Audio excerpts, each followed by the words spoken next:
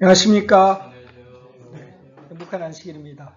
또 행복된 안식일에 하나님의 전에 나오신 여러분들을 진심으로 환영합니다. 우리 이 시간 함께 시대소망 48장에 있는 말씀을 같이 살펴보겠습니다. 이 성경 본문의 말씀 마태복음 18장 1절에서 10절에 있는 말씀이 되겠습니다. 제가 한번 읽어드리겠습니다. 그때 제자들이 예수께 나와 가로되 천국에서는 누가 크니이까? 예수께서 한 어린아이를 불러 저희 가운데 세우시고 가라사대 진실로 너에게 이르노니 너희가 돌이켜 어린아이들과 같이 되지 아니하면 결단코 천국에 들어가지 못하리라. 그러므로 누구든지 이 어린아이와 같이 자기를 낮추는 그 이가 천국에서 큰 자니라. 또 누구든지 내 이름으로 이런 어린아이 하나를 영접하면 곧 나를 영접함이니 누구든지 나를 믿는 이 소자 중 하나를 실족해 하면 차라리 연자 맷돌을 그 목에 달리고 깊은 바다에 빠뜨리는 것이 나으니라. 실족해 하는 일들이 있음을 인하여 세상에 화가 있도다. 실족해 하는 일이 없을 수는 없으나 실족해 하는 그 사람에게는 화가 있도다. 만일 내 손이나 내 발이 너를 범죄케 하거든 찍어내어 버리라. 불구자나 절뚝발이로 영생에 들어가는 것이 두 손과 두 발을 가지고 영원한 불에 던지우는 것보다 나으니라. 만일 내 눈이 너를 범죄케 하거든 빼어내어 버리라. 한 눈으로 영생에 들어가는 것이 두 눈을 가지고 지옥 불에 던지우는 것보다 나으니라. 삼가 이 소자 중에 하나도 없이 여기지 말라. 너에게 말하노니 저의 천사들이 하늘에 계신 내 아버지 얼굴을 항상 보느니라. 아멘. 네, 오늘은 누가 크냐라는 이런 주제로 우리 함께 말씀을 살피겠습니다. 사실 예수님의 제자들의 상태가 이때는 어쩌면 영적으로는 최고의 상태라고 볼 수도 있을 상황입니다. 왜냐하면 그 전에 있었던 여러 사건들이 있었죠.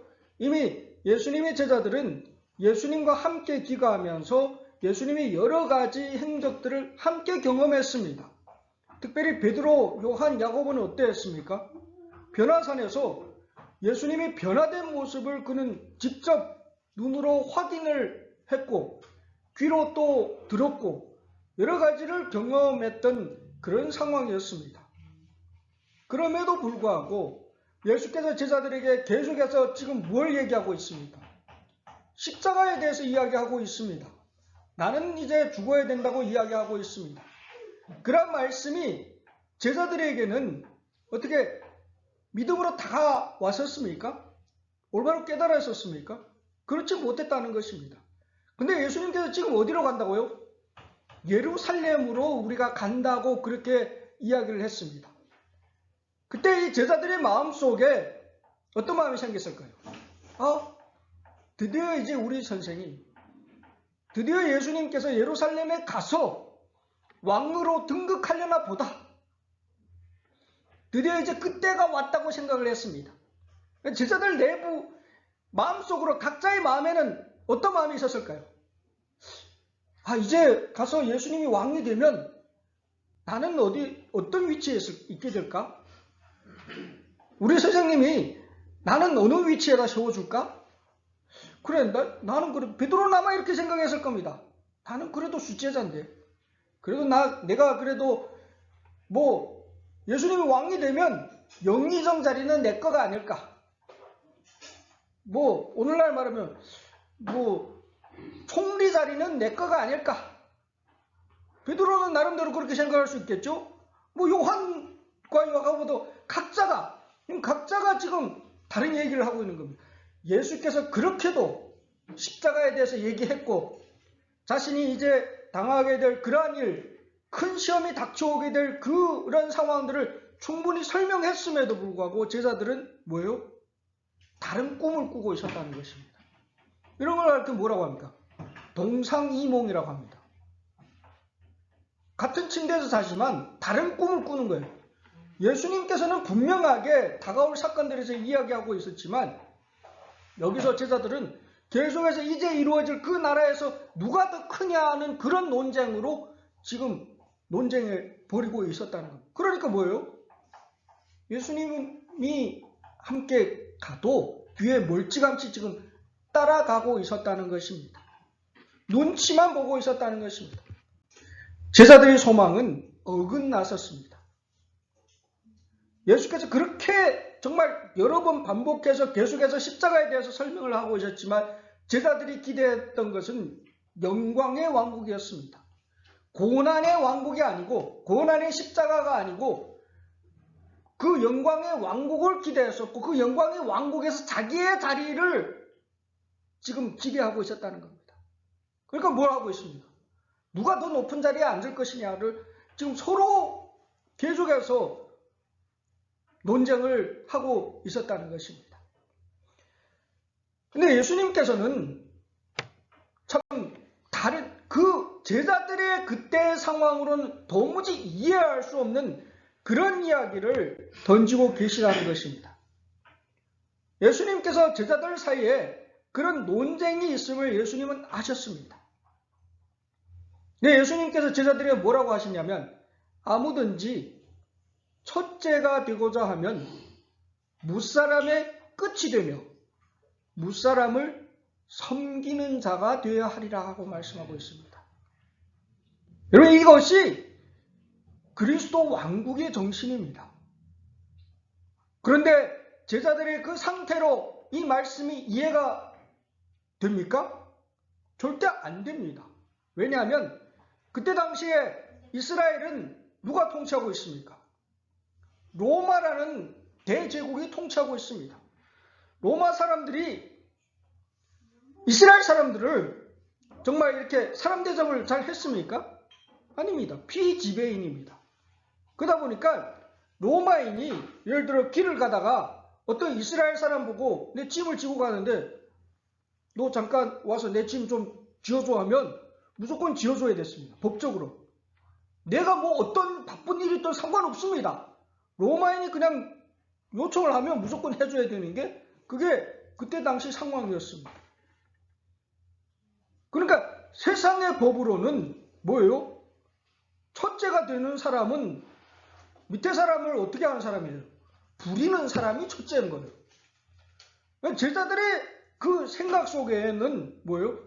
그런 첫째가 우선이었는데 예수님께서 지금 뭐라고 하십니까? 누구든지 첫째가 되고 싶으면 뭐라고요?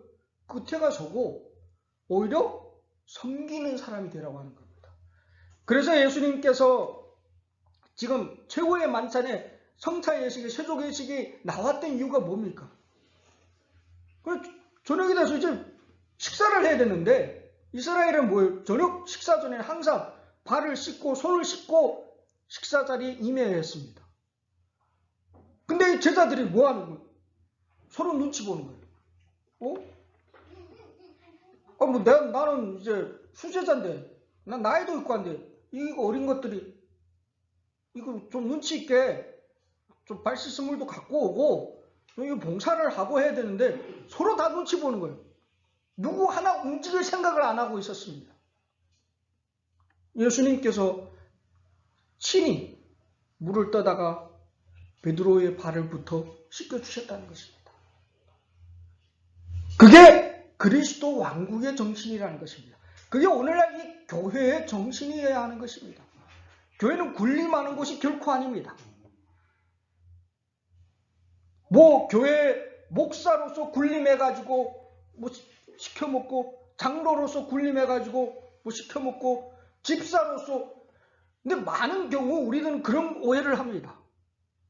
교회 안에서 목사가 제일 크고 그 다음 장로가 크고 그 다음 집사고 평신도들은 그냥 아무것도 아니니까 조용히 그냥 근데 그게 세상의 일반적인 개념이 오늘날 교회 안에도 들어와서 슬그머니 자리를 찾고 있었다는 것입니다.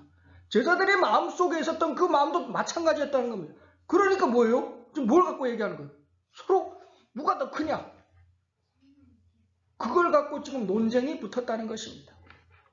여러분, 세상의 순위를 정하는 거죠. 그게 누구의 정신입니까? 그게 마귀의 정신이라는 것입니다. 루스벨이 그렇게 평화롭던 하늘에서 그 하늘의 평화의 분위기를 깨게 된 게 뭡니까? 왜 그렇게 됐습니까? 루스벨은 하늘의 영광의 천사였습니다. 근데 무슨 자리를 넘본 거예요? 첫째가 되고자 했습니다. 감히 하나님 자리를, 아들 하나님의 자리, 예수 그리스도의 그 자리를 넘봐가지고 어떻게 한 거예요? 그걸 따내고 싶어가지고 어떤 일을 벌이니까? 이간질하고 불화를 일으키고 분쟁을 일으키지 않습니까? 하늘의 천사들 사이에 그런 자기의 잘못된 사상을 퍼뜨리기 시작했습니다. 그죠? 와가지고 내가 가만히 봐도 내 자리는 이거 아닌데 내가 능력이 더 있는데 자기 스스로 높인 게 아니었습니다. 누구를 헛들었습니까? 예수님을 헛들기 시작한 겁니다. 감히 하나님의 말씀에 대해 의심을 심어넣게 만든 게 루스벨의 정신이라는 겁니다. 여러분, 이 사단의 정신은 정말 무서운 정신이라는 것입니다. 결국 사람과 사람 사이에 이간을 시키고 불화를 일으키고 분쟁을 일으킨다는 것입니다. 지금 제자들 사이에 그렇게 되고 있지 않습니까? 서로 간에 불신을 일으키고 이간질을 하고 분쟁을 일으켜가지고 결국에는 서로 누가 더 높으냐 그걸 갖고 싸우고 있다는 것입니다. 사단의 왕국은 바로 그러한 것이랍니다. 루스벨은 뭐예요? 하나님의 능력은 원했지만 하나님의 품성은 거절했다는 것입니다. 사단의 왕국은 완력의 왕국입니다. 세상의 법칙은 뭐예요? 힘센 자가 센 거예요. 요즘은 그렇지 않습니까? 어때요? 이 세상의 나라들은 힘센 자가 왕이에요. 미국이 왜 세계 경찰 노릇합니까? 강하니까. 그렇죠? 말 안 들으면 한 대가 칩니다. 옛날에 보셨죠? 이라크의 91년도인가요? 사담 대통령이 자기 호텔 바닥에다 그때 당시 누구 대통령이 뭐예요? 그 대통령 이름 뭐였던 거예요? 부시 사진을 깔아놓고 자기 백성들이 받고 다니게 했었지 않습니까? 미국이 화나가지고 바로 들이켰지 않습니까? 한 대 두들겨 얻어 맞으니까 그냥 조용해지죠. 그죠? 세상의 법칙은 그렇습니다. 사단의 왕국은 힘으로 행세를 합니다. 근데 그리스도의 왕국은 힘으로 행세합니까? 그게 아니라는 걸 예수님께서 지금 보여주고 계시는 것입니다. 예수 그리스도 대 루스벨 완전히 다릅니다. 루스벨은 힘으로 쿠데타를 일으키려 했었지 않습니까? 그렇죠? 진짜 쿠데타였습니다. 하늘에서 정변을 일으켜가지고 예수님의 그 자리를 빼앗으려 했습니다. 근데 예수님께서 어떻게 하셨습니까? 그 자리를 그걸 위해 어떻게 하셨습니까? 이 땅으로 오셔서 십자가에 죽으신 겁니다. 이게 우주의 원리와 법칙이라는 것입니다. 하나님께서 십자가를 통하여 우리에게 온전히 정말 그리스도의 왕국의 정신과 세상의 왕국의 정신을 명확하게 우리에게 보여주고 계시다는 것입니다. 우리가 오늘날 그리스도인으로서 이 세상을 살아감에 있어서도 우리는 마찬가지라는 겁니다.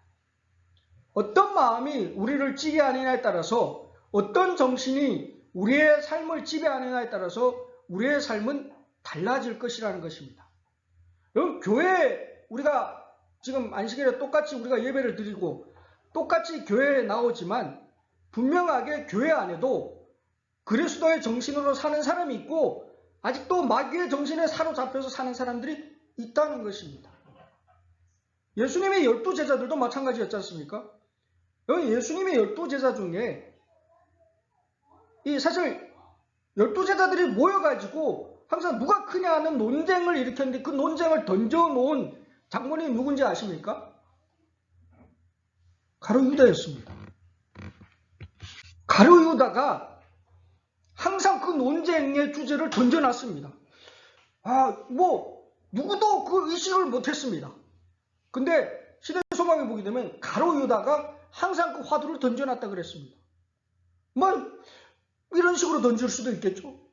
야, 이제 예수님께 예루살렘 올라가면 왕이 될 텐데, 내가 보니까 우리 베드로 형님 그래도 선생님이 수세다니까 당신이 그래도 이 나라 총리가 되어야 되지 않겠습니까? 베드로가 들으면 기분이 좋을까요? 굉장히 기분이 좋습니다. 근데 옆에 요한은 기분이 좋을까요? 아니, 내가 그래도 나름대로 나는 항상 예수님의 옆에서 예수님이 최고로 사랑하고 아끼는 막내지만 그런 제자인데 나의 손으로 돼? 굳이 꼭 나라 총리가 나의 손으로 되는 것도 아닌데 왜 꼭 굳이 베드로가 돼야 되나? 나도 할 만한 자격이 충분히 있는데 내가 하면 안 돼? 어쩌면 이 유다가 던져주는 그러한 논쟁거리가 오늘날 교회도 있을 수 있다는 것입니다. 똑같은 일을 가룟유다와 같은 그런 정신을 갖고 우리 할 수 있다는 것입니다. 여러분, 사단의 정신은 뭐냐면 하나님께서 베푸신 은혜에 감사하기보다는 내가 받을 보상을 더 생각하고 있는 것이 그게 사단의 정신입니다. 교회에서도 마찬가지죠. 교회에서 헌신해서 봉사하는 거 좋습니다. 근데 내가 헌신해서 봉사한 것에 대한 어떤 대가를 요구하고 대가를 의식해가지고 하는 헌신과 봉사 하나님께서 기뻐 받으실까요? 근데 가룟유다는 항상 뭘 생각했을까요? 가룟유다는 그걸 먼저 의식했다는 겁니다. 그래서 막달라 마리아가 300데나리온을 갖고 예수님의 발을 씻기실 때 제일 먼저 생각한 게 뭘까요? 저 돈, 저 아까운 거. 항상 돈부터 염두에 두고 생각을 하고 있다는 것입니다. 그게 유다의 정신입니다. 그러니까 모든 걸 계산적으로 해가지고 결국 예수님을 팔아가지고 예수님을 판 그 돈을 내가 챙기고 예수님도 결코 십자가에 죽으시지 않으시고 또 다시 능력을 베풀어서 다시 자유를 얻고 꿀 먹고 알 먹고 둥지털을 불 떼고 이거 완벽하죠. 그게 사단의 정신이라는 것입니다. 결국 사단의 반열에 참여하게 되면 어떻게 될까요? 그건 멸망입니다. 죽음밖에는 더 없다는 겁니다.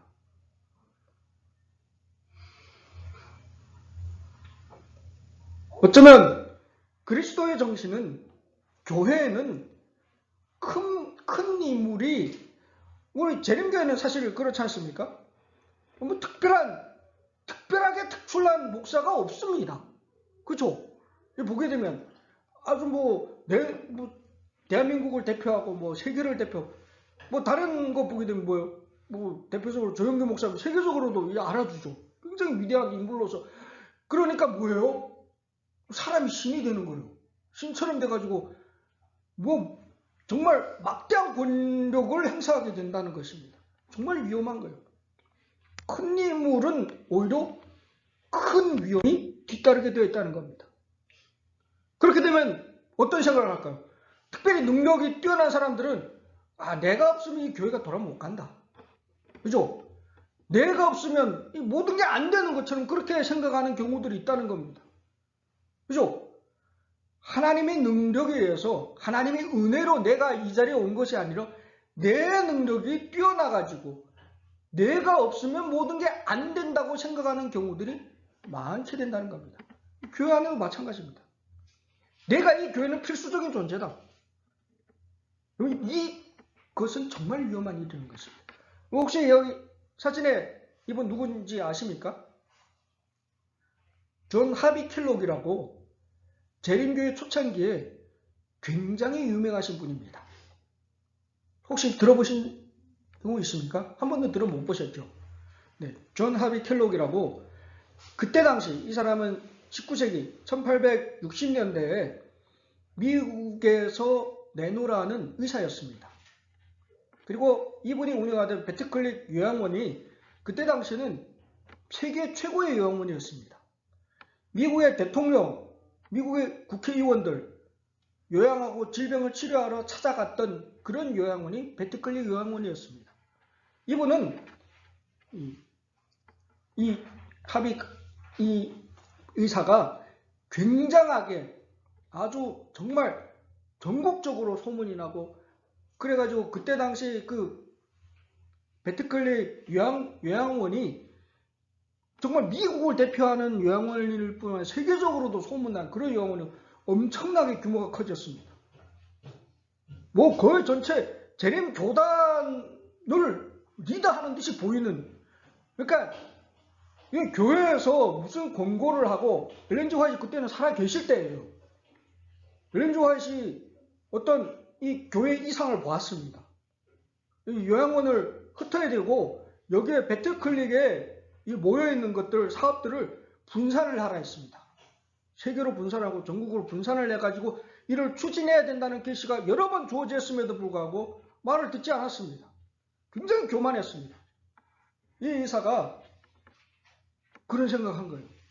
내가 이거 뭐 전체를 움직이는데 내가 없으면 안 된다고 생각을 하고 일을 했다는 겁니다.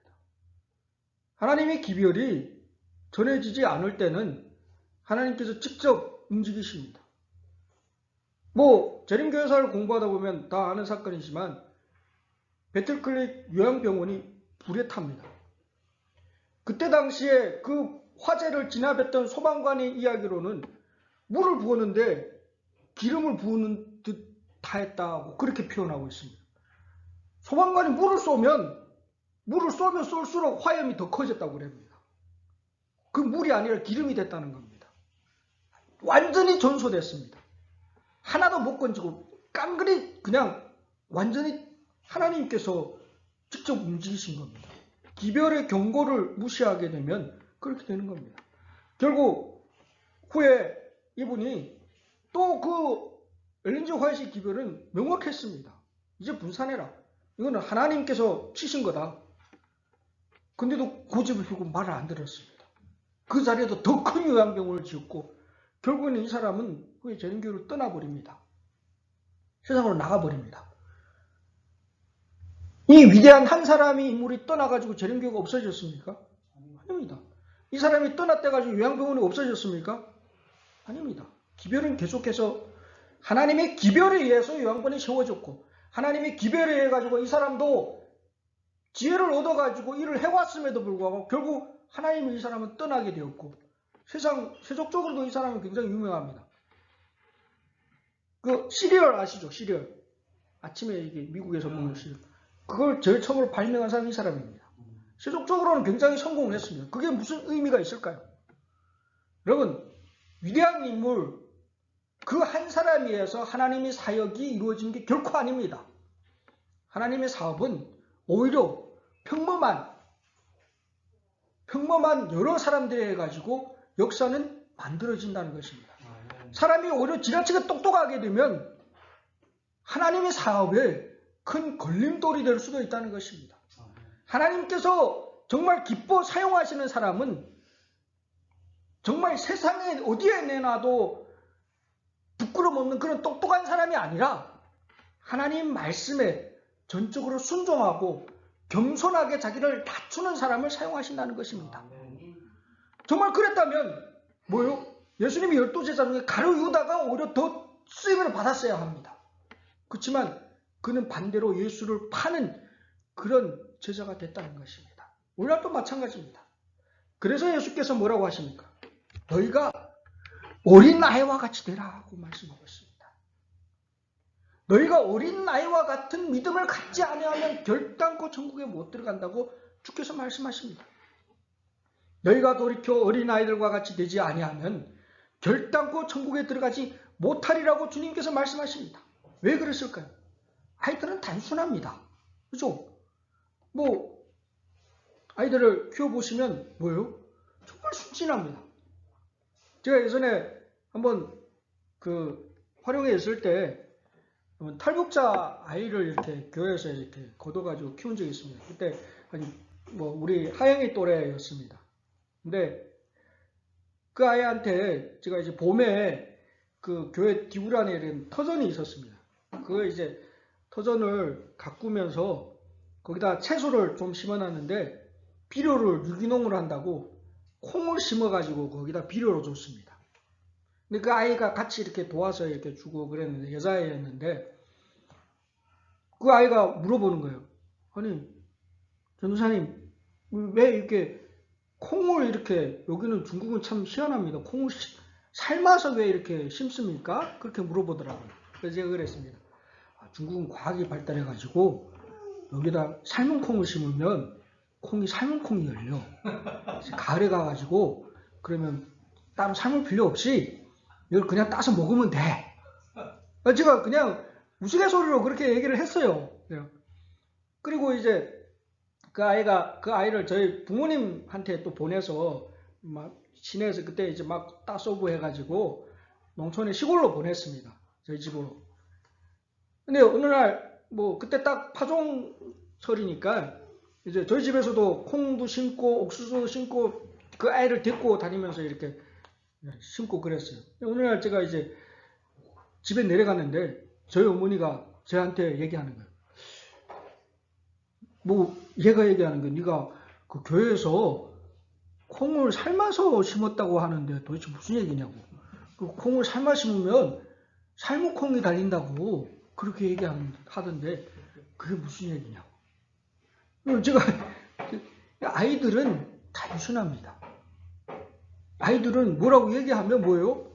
그대로 믿는 거예요. 왜 어른들은 뭐예요?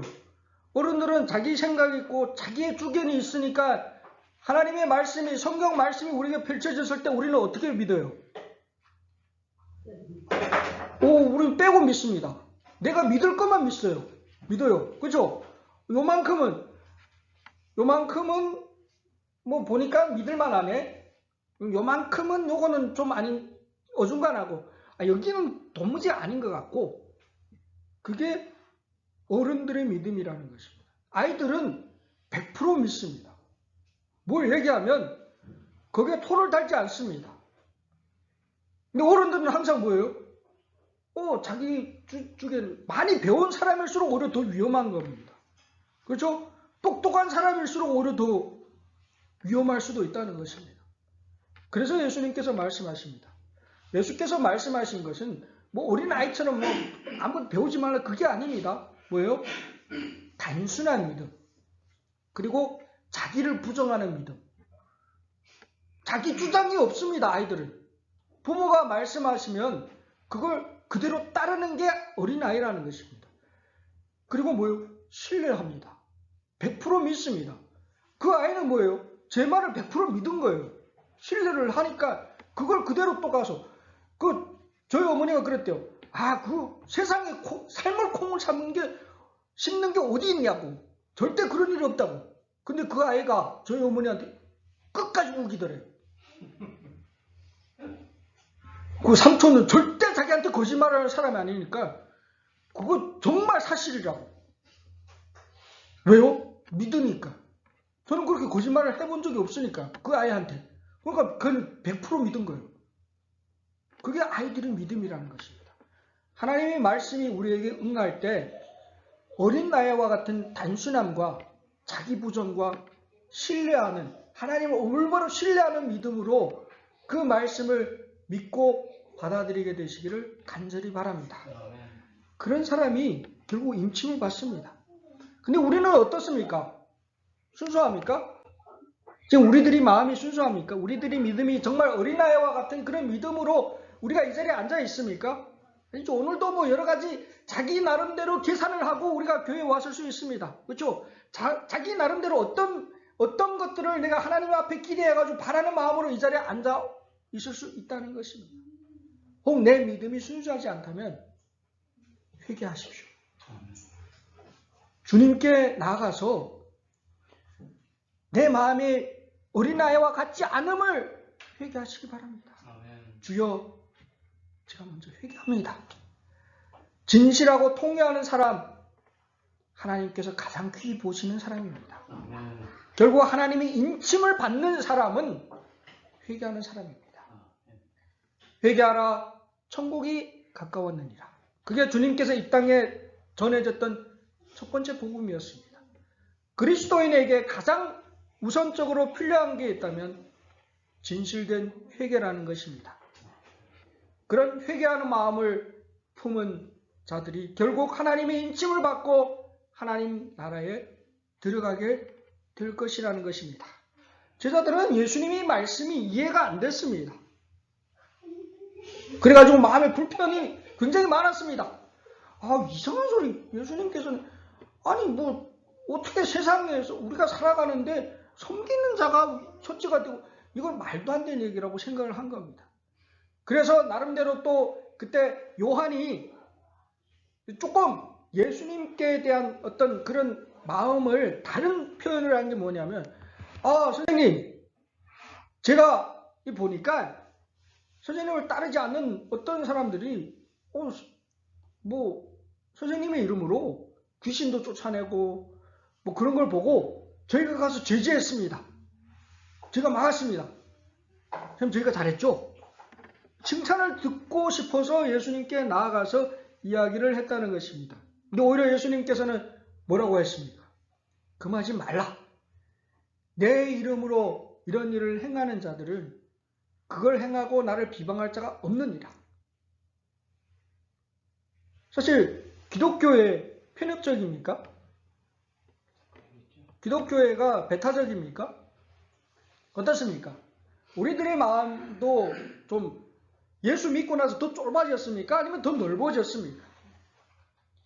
예수 믿고 나서 좀 배타적이 됐습니까? 아니면 포용적이 됐습니까?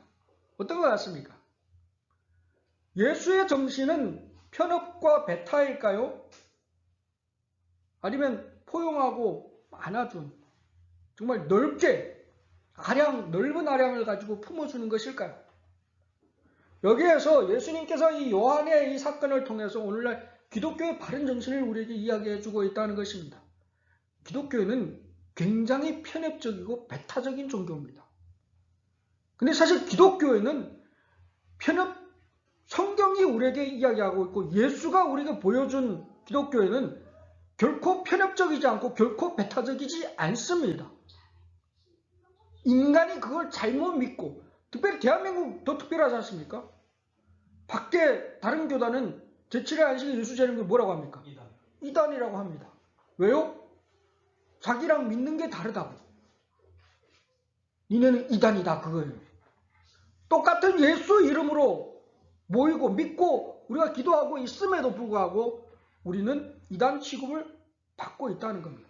우리만 그런 게 아닙니다. 그렇죠? 그런데 우리도 똑같은 마음으로 어떻게 하는 거예요?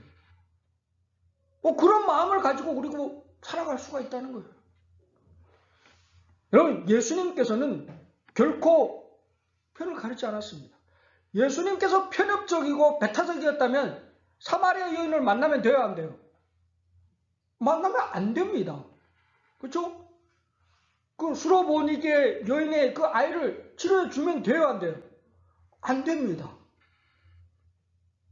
유대의 편협적인 그런 생각을 갖고 있었다면 예수님께서는 그렇게 하시면 안 됐다는 겁니다. 근데 예수께서 그걸 하셨다는 건 뭐예요? 기독교의 정신은 오픈된 겁니다. 편협된 마음으로 우리가 뭘 해서는 안 된다. 재림교도 마찬가지입니다. 제7의 안식일 예수 재림교회가 이 마지막 시대 남은 교회 맞습니까? 정말 마지막 남은 진리를 수호하는 그런 교회 맞습니까? 왜 여러분들은 그걸 그렇게 안 믿으시는 것 같은데? 맞습니까? 그러면 그러면 일렬교회 이건 잘못됐다. 배척해야 될까요? 아닙니다. 우리는 제7의 안식일 예수 재림교회는 예수님의 재림의 운동을 선두해가는 교회지 우리만 진리라고 고집하는 교회는 결코 아닙니다. 우리는 이 기별로 세상을 깨우는 선두자적인 역할을 하는 교회가 우리고 이 자리에 앉아있는 우리라는 것입니다. 일렬교회도 구원이 있을까요? 없을까요? 있습니다. 천주교인들 구원받는 자 있을까요? 없을까요? 있습니다. 편협되게 이거는 잘못됐다고 그렇게 말할 자격이 우리에게는 있을까요? 없을까요? 없습니다. 예수 그리스도만이 판단의 기준이 될 것이라는 것입니다. 아멘. 우리는 그 어떤 것도 판단할 수가 없습니다. 우리는 말씀 안에서 정말 마음을 열어야 됩니다. 아멘. 기독교인이든 불교인이든 아니면 전 믿는 사람이든 무당을 믿는 사람이든 상관없습니다. 모든 사람에게 우리의 마음은 오픈되어야 된다는 것입니다. 그리고 그 사람들을 배타해서는 안 된다는 것입니다. 그러기 위하여 우리는 예수님의 발 아래에 겸손히 앉아서 그분께 배워야 합니다. 아멘.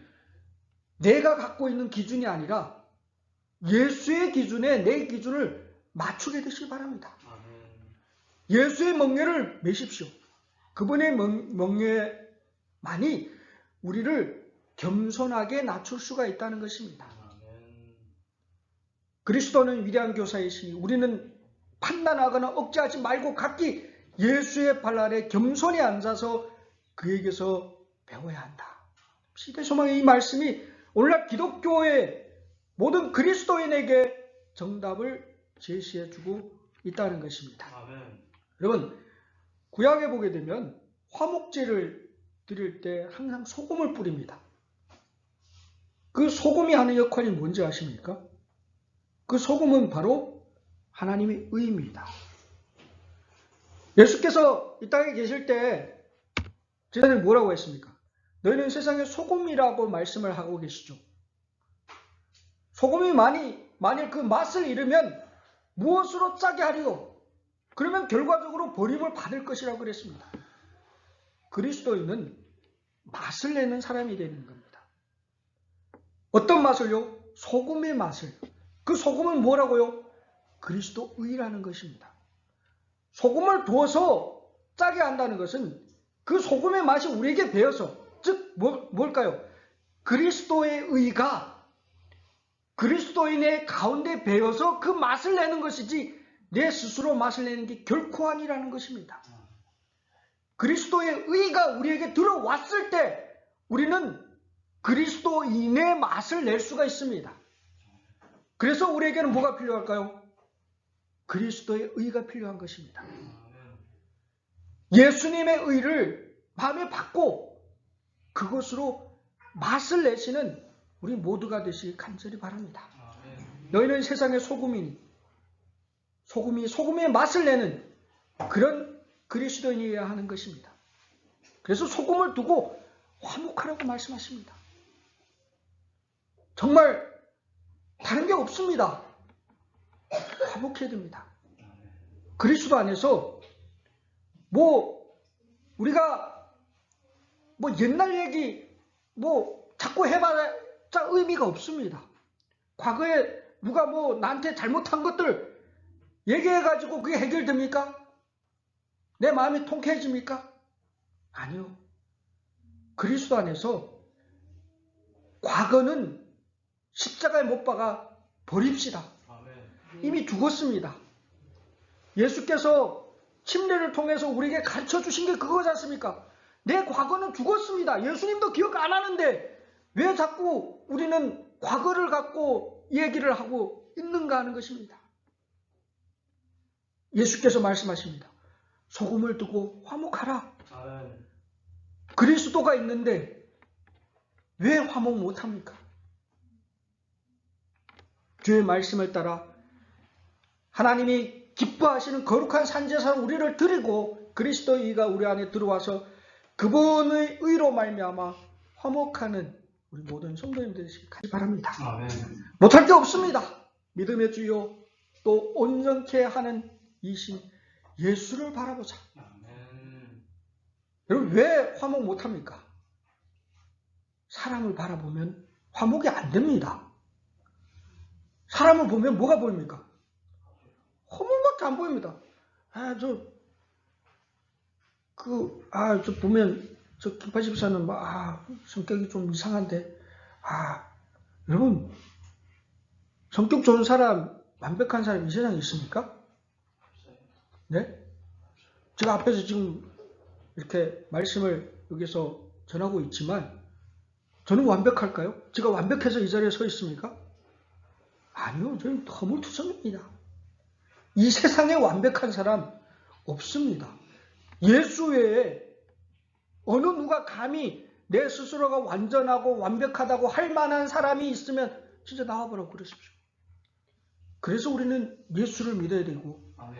그래서 우리는 예수만 바라봐야 하는 것입니다. 형제를 쳐다보지 마세요. 어떤 목사를 쳐다보지 마세요. 어떤 장로 쳐다보지 마세요. 누구요? 예수만 바라보십시오. 믿음의 주요 또 온전케 하는 이신인 예수를 바라보세요. 눈을 예수께 고정하면 모든 게 해결됩니다. 예수만 바라보서 나가다 보면 화목하게 됩니다. 누구 때문에? 예수 때문에 되는 겁니다. 내가 하려고, 여러분, 화목을 내가 하려고 하지 마십시오. 내가 할 일은 오직 하나입니다. 예수만 바라보십시오. 예수만 바라보는 사람들이 모이다 보면 하나로 뭉치고 화목하게 됩니다. 우리가 아직도 제대로 뭉쳐지지 못하고 아직도 제대로 화목하지 못하는 것은 내가 아직 예수를 제대로 바라보지 못했다는 것을 깨닫고 정말 간절한 마음으로 회개하시고 예수를 더 간절한 마음으로 바라보시는 우리 성도님 되시길 간절히 바랍니다. 아멘. 예수가 들어오게 되면 사람을 바라볼 때 눈길이 달라집니다. 예수의 의가 내 마음에 있으면 내가 사람을 볼 때 그 사람이 허물이 보이기보다는 그 사람이 어떻게 보일까요? 불쌍히 보여지는 겁니다. 예수께서 마지막 십자가에 달리시기 직전에 감람산에 올라가서 해지는 그 저녁 노을에 비춰지는 그 예루살렘 도성을 바라보시면서 예수께서 통곡하셨다고 이야기하고 있습니다. 자기의 죽음을 위하여 애통하고 통곡한 게 아니었고 이 정말 불쌍한 백성들이 이제 앞으로 당하게 될 그러한 일들을 인하여 주님께서는 통곡하셨다고 기록하고 있습니다. 예수의 마음이 들어오면, 그리스도의 의가 들어오면 우리가 형제를 쳐다보는 우리의 시선이 달라질 것이라는 것입니다. 그 사람의 허물과 그 사람의 과언을 갖고 그 사람을 평가할 것이 아니요, 그 사람이 아직 예수를 못 만난 것을 인해 가지고 불쌍히 여기는 시선으로 그 사람을 위해서 기도할 수 있는 그런 마음을 갖게 될 것이라고 이야기하고 있다는 것입니다. 아멘. 아직까지도 우리가 형제의 허물에 대해서만 얘기하고 있고 형제를 비난하고 형제에 대해서 불평만 이야기하고 있다면 그것은 우리 마음에 예수의 의가 아직 제대로 작용하지 못했다는 하나의 증거가 될 것이라는 것입니다. 형제에 대해서 우리는 책임을 느껴야 하는 것입니다. 너는 내 형제를 마음으로 미워하지 말며 이웃을 인하여 죄를 당치 않도록 그를 반드시 책선하라. 주님께서는 오늘날 우리에게 명확한 교훈을 주고 있습니다. 우리는 형제에 대해서 책임을 져야 되는 사람들입니다. 우리는 함께 하늘에 가야 될 사람이라는 것입니다. 근데 많은 경우에 정말 우리는 그 형제의 어떤 구원에 대해서 걱정하고 염려하여 그 형제를 위하여 우리는 얼마나 기도하고 있냐는 것입니다. 제가 이 말씀을 준비하면서 제 스스로를 돌이켜보니까 저도 그런 놈이었다는 것입니다. 내가 어떠한 사람을 비난하고 그 사람을 정말 비평하는 이야기들을 많이 했지만 그 사람을 위해서 한 번도 기도한 적은 없다는 제 스스로를 보게 되었다는 것입니다. 우리 회개해야 됩니다. 형제에 대해서 비난하고 비평하는 말을 한마디를 하기 전에 그 형제를 위하여 정말 10번 무릎 꿇고 애통하는 마음으로 기도를 먼저 해보십시오. 그러면 비평과 비난이 우리의 입에서 쉽게 그렇게 나올 수 있을까 하는 것입니다. 주님께서는 우리에게 이런 기별을 주고 있다는 것입니다. 용서는 그리스도인에게서 가장 아름다운 향기가 될 것이라고 이야기하는 것입니다. 근데 그 용서의 마음도 예수의 의가 오게 되면 예수께서 주시는 것이지 결코 내 스스로 만들어낼 수 있는 것은 아니라는 것입니다. 아직 내 마음에 혹 형제를 용서할 수 있는 마음이 없다면 더 간절하게 이 시간 주님께 나가 예수께 부복하여 그분께 그 용서의 마음을 달라고 간구해 보시기 바랍니다. 우리 주님께서는 주신다는 것입니다. 비평과 비난으로 많은 사람들이 정말 죽임을 당합니다. 교회 안에도 비평하고 비난하는 사람들 많이 있습니다. 그리스도인의 실수, 살다 보면 우리는 실수를 합니다. 이런 실수, 저런 실수. 근데 그런 실수에 대해서 비난하고 비평하기보다는 정말 안아주고 그 사람의 그 실수에 대해서 기도해 줄 수 있는 그 마음이, 그게 오늘날 그리스도인이 가져야 될 그런 마음이라고 주님께서는 우리에게 기별에 공부해 주고 있는 것입니다. 이제 형제를 비평하고 비난하기보다도 그 형제의 실수를 위하여 기도할 수 있는 모든 성도님들 되시기 간절히 바랍니다. 주님께서는 우리에게 정말 오늘 귀한 교훈의 말씀을 우리에게 주고 있습니다. 시대 소망의 이 말씀을 통하여 주님께서 우리에게 확실한 교훈을 주고 있습니다. 정말 어린 나이와 같은 단순한 믿음을 가지고 자기를 부정하고 겸손히 낮추는 믿음을 가진 그런 그리스도인이 되라고 주께서 말씀하고 있습니다. 그리고 형제를 비난하기보다 그 형제의 실수를 위하여 간절한 마음으로 주님께 나아가 기도하라고 주께서 말씀하고 있습니다. 정말 이 한빛 선교교회가 겸손히 그리스도의 정신으로 그리스도의 왕국을 정말 온전히 세우는 일에 선두적인 그런 교회가 되기를 간절히 바랍니다. 아멘. 그리고 이 자리에 함께하는 우리 모든 성도님들이 어린 나이와 같은 그런 단순한 믿음을 가지고 하나님의 인치심을 받는 우리 모든 성도님들 되시기 간절히 바라면서 말씀을 마치겠습니다. 아멘.